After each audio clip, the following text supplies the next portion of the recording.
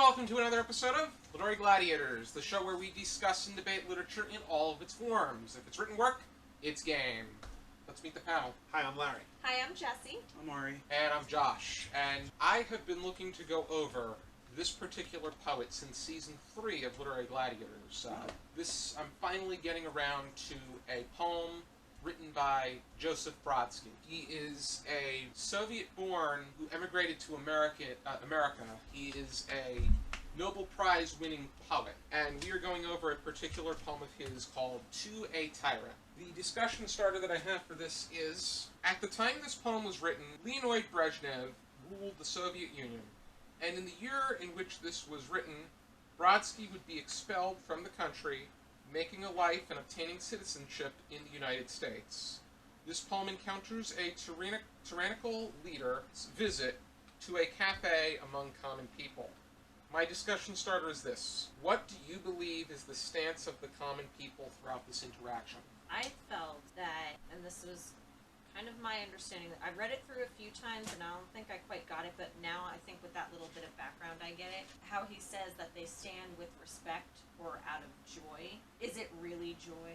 To some people, they are manipulated into thinking that way. Exactly, and that's what, the way I see it as. It's almost king, almost like, I don't know, I actually pictured a medieval king, where it was But the no, way go about your day, but the way things are in the Soviet Union, they viewed their leaders in such a, like when Stalin was in charge, they saw him as their Papa Joe, and he was a fatherly figure, which Orwell mocked with Big Brother. With regard to Brezhnev, he had that system where he, to some extent, wanted to move forward from some of it, but there were other things that maybe we do need to restrict people's speech and artistic response. Maybe we do need to go after people, after writers that speak against the country and do things that go against our common grain. Where, for instance, Alexander Solzhenitsyn, he was expelled and he came to America. Just like Joseph Brodsky, the only difference is Solzhenitsyn wanted to go back to Russia. Brodsky had no interest. He had been in the gulags. He had been held a prisoner for what we call exercising our First Amendment rights, because there is no First Amendment rights in that Soviet-era Russia. I have 7 words to describe what I felt this was, the stance I feel that was felt.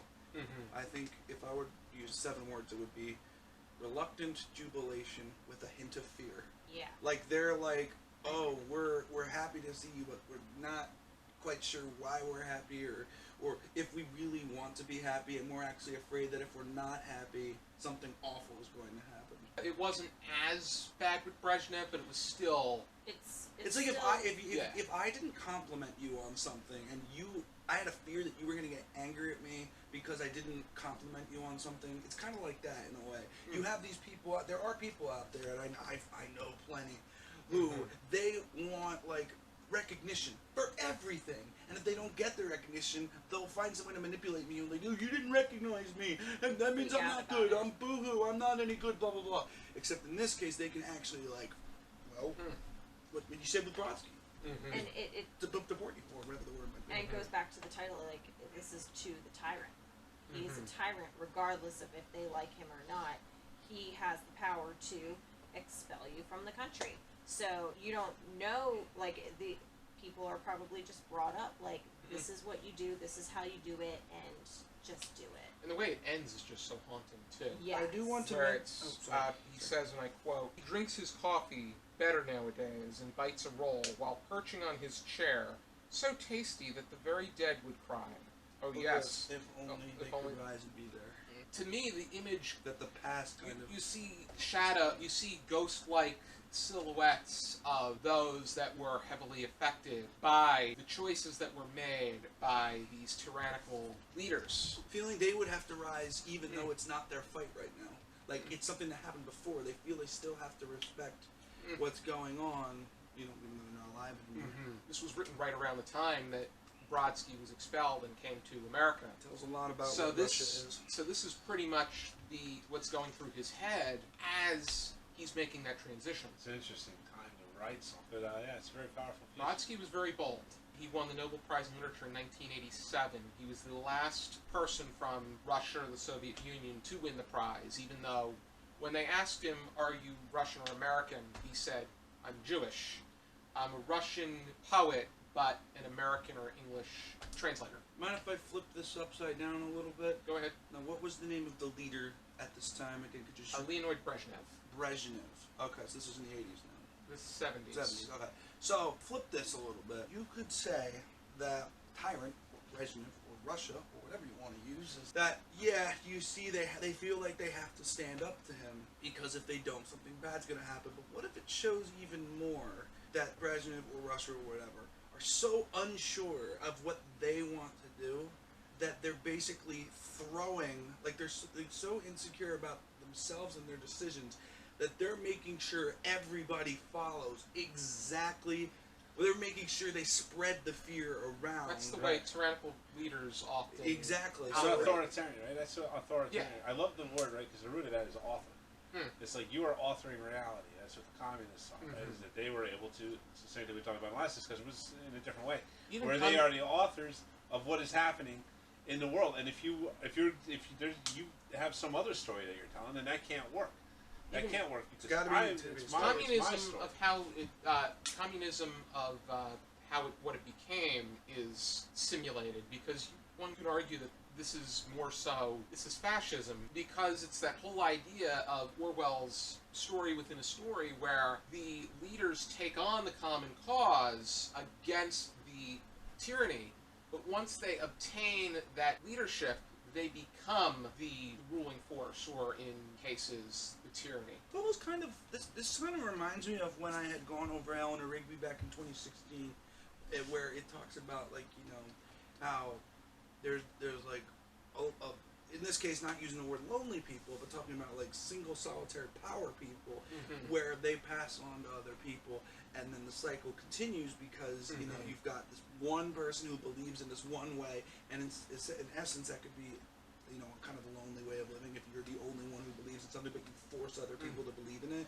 Yeah, but and then you just move into like another person picking up their own way of doing things, while then the descendant picks up the next way of doing things, and it just goes on forever. Depends on how being in the right place, the right time, and possessing the right tools of manipulation. And I think the manipulation has gone so deep that, you know, eventually, because you saw it happen with America, is that, you know, we weren't so scared that we were able to tell our kids, like, we don't want it this way, and then those kids grew up and told their kids, and then all these kids grow up and have this idea of freedom, and then you have the revolution.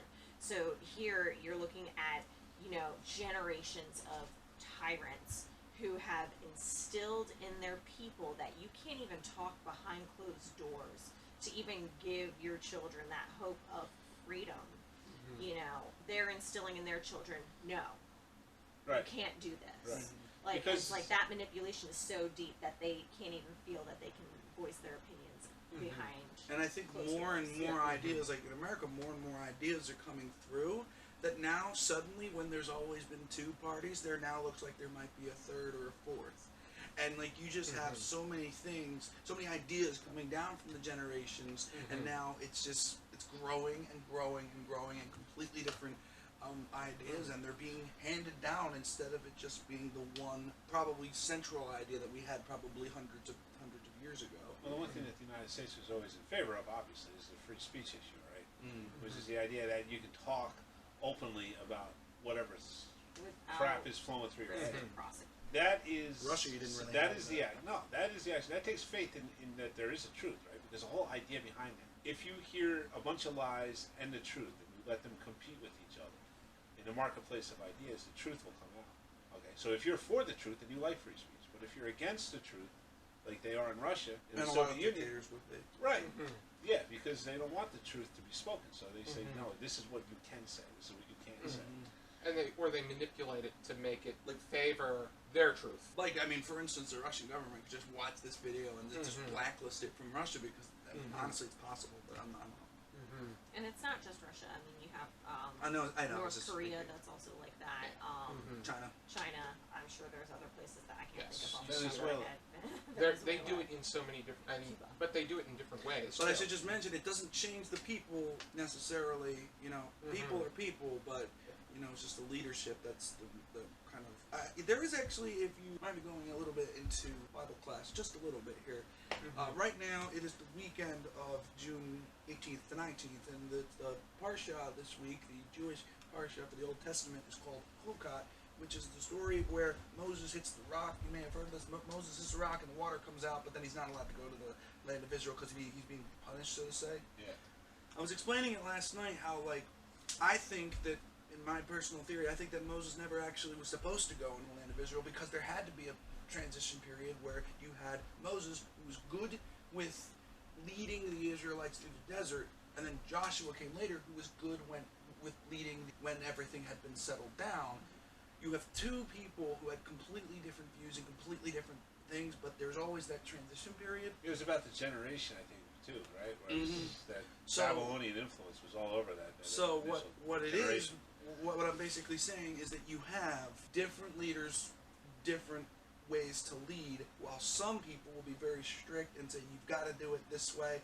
Other people are like, okay, you have more freedom to do what you want, and that's kind of how society kind of split up, and that's why you have so many different kinds of societies, and it all kind of starts with that. Is there anything anybody else wanted to say? It was interesting wording the poem too. I felt that it was very. Was this written in English? Yes, it was. Yes. So this like, was an English translation, from what I understand. That Oh, it was maybe that's originally why then. written in something else. I like how it's three different. What are those septets? Septuplets? 3, 4, 5, 6. Eight. Sorry, eight. Octuplets then.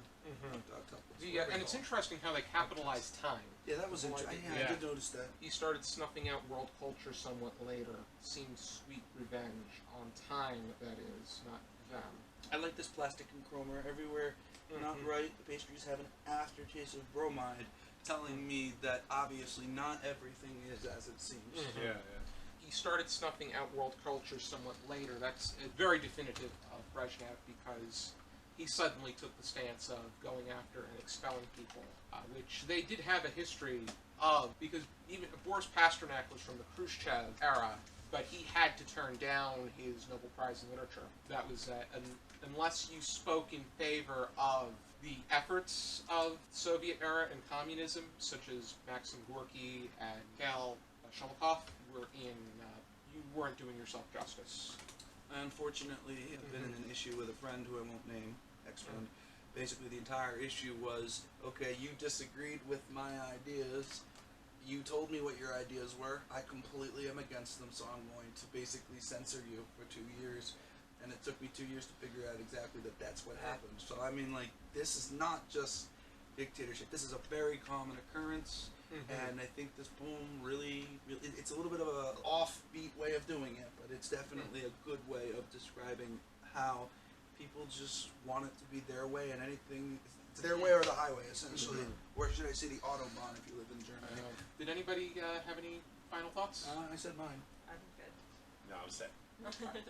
If you're interested in reading this and Joseph Brodsky's other poems written in English, here is my copy.